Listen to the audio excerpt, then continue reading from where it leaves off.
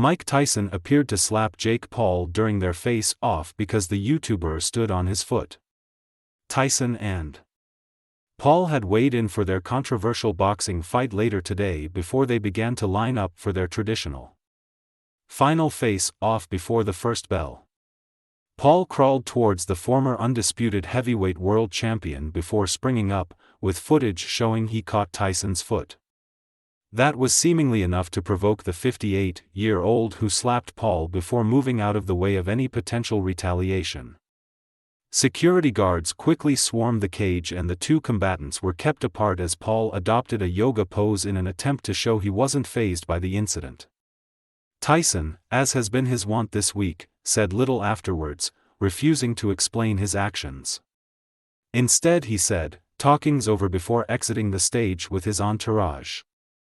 Moments later, Paul said, "I didn't even feel it. He's angry. He's an angry little elf." Mike Tyson. "I thought that was a cute slap." The 27-year-old then launched into a series of expletive-laden remarks, promising to end Iron Mike in the upcoming fight.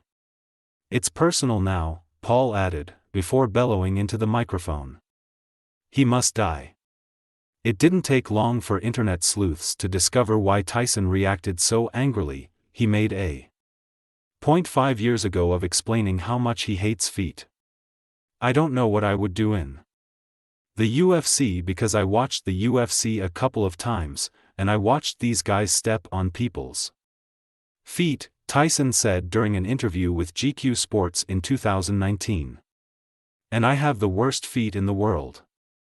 And if somebody steps on my feet, I would totally tap out. I would just give up, it would be a no-brainer." Earlier in the evening, Katie Taylor and Amanda Serrano had shown nothing but respect to each other ahead of their rematch. "This is our time.